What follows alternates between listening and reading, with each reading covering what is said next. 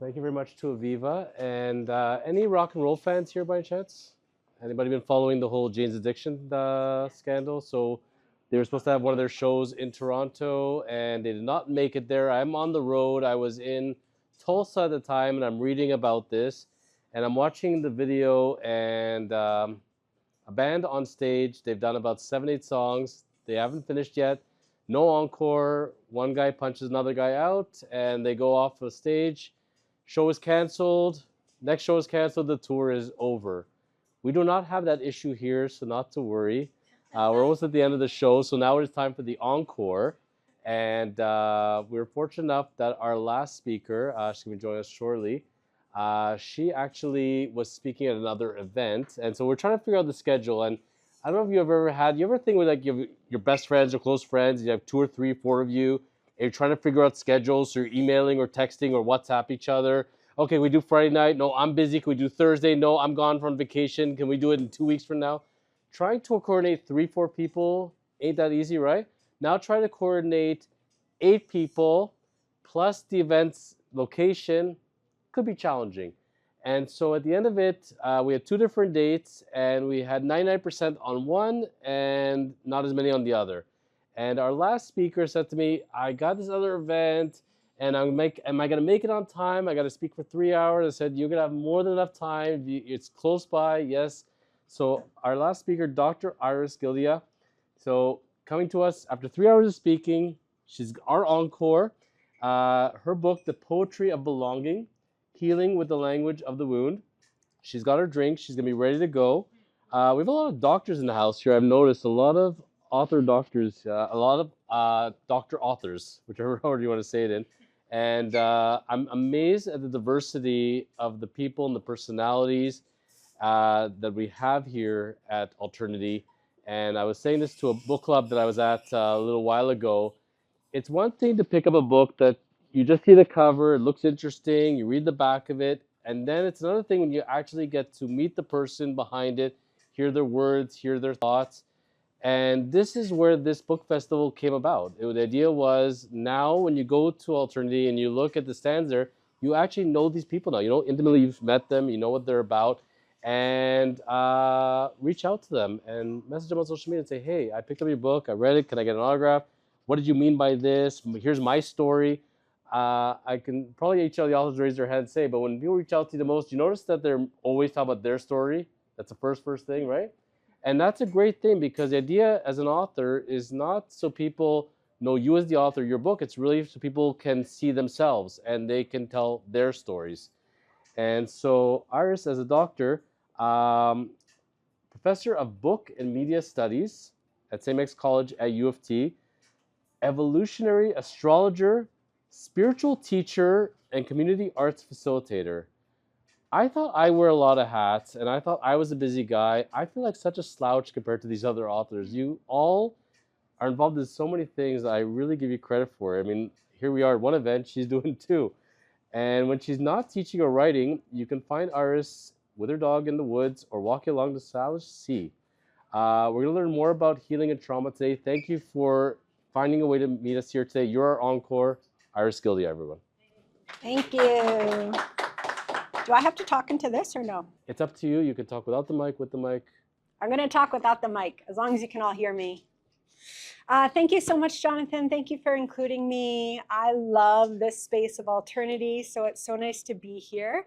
And I am going to talk with you about my book, which is called The Poetry of Belonging, Healing with the Language of the Wound. This came out in April with a local Toronto press called Mad and Crypt Theology Press.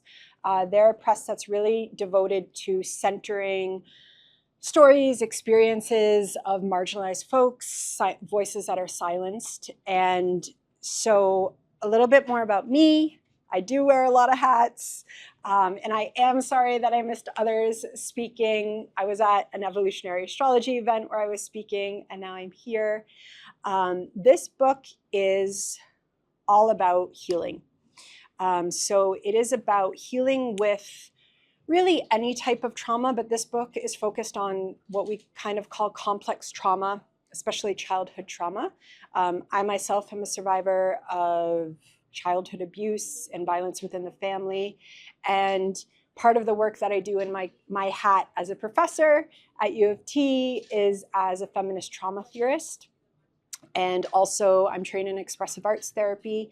And I come from a kind of lineage of trauma work that pushes against a lot of very traditional psychiatry, traditional trauma theory, and works in this field that's called survivor-centered work.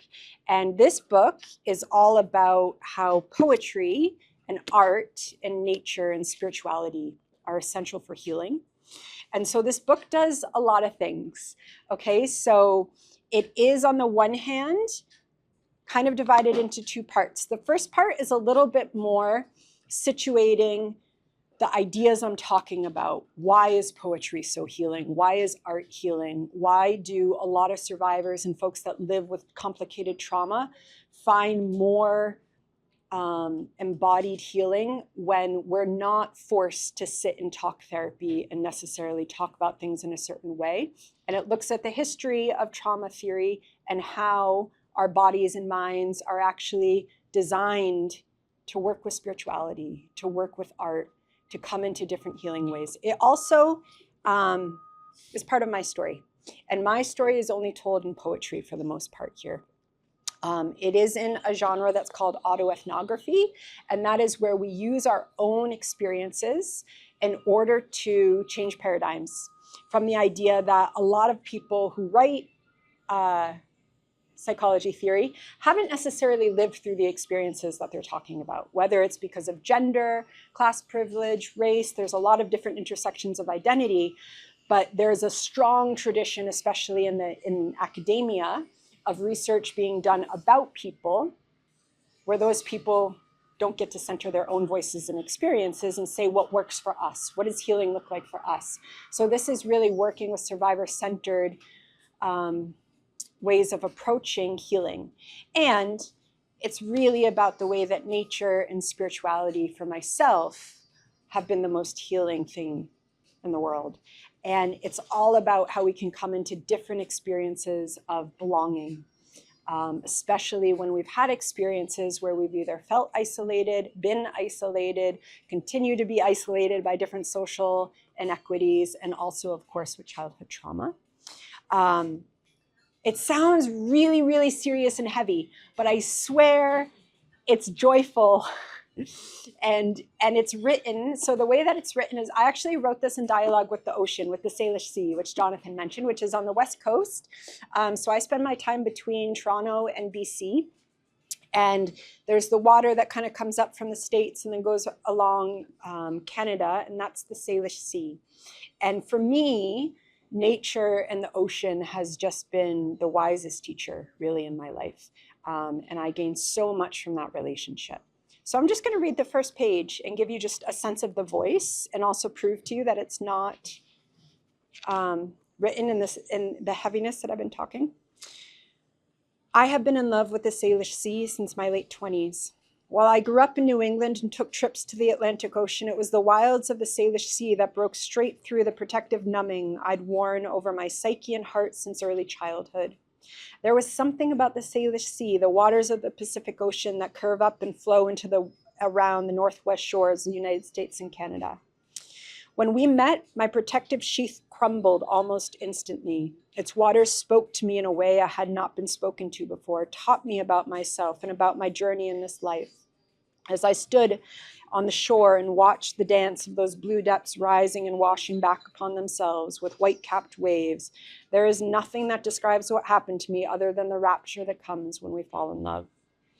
This relationship with the ocean has been the truest and most sustaining of my life. It would be a decade after that love at first sight meeting when I came to buy a small cabin in British Columbia, a 10-minute walk to the Salish Sea, and began to live between Toronto, where I teach at U of T, and close to the shores of the Salish Sea. We continue to have a steady rhythm of proximity and distance in our relationship, and I am reminded of this relationship now as I sit to write this introduction in the little room I've rented on Malcolm Island. It is nighttime, and outside my window it is pitch black. I stood there a few minutes ago before sitting at my small writing table. I saw only a dark void. No stars in the sky, no lights in the distance. Only darkness met my gaze, a seemingly infinite void, a void accompanied by the most soothing of soundscapes, waves of the Salish Sea watching gently up onto the shore and back out to sea. As I looked out at that void, I could not see her there, the ocean that returned me to myself, but I could hear her. There is something in this moment of staring out at infinite darkness, having no ability to see what is there, but knowing it is here and knowing its presence and life force is vital to my own. This experience for me captures what it is to be a survivor of complex childhood trauma.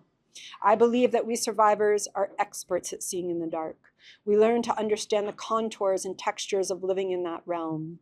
Those textures and contours speak a language that our society does not talk about, that many do not even know exists. As a result, we are systematically taught to forget that we understand this rich and implicit language.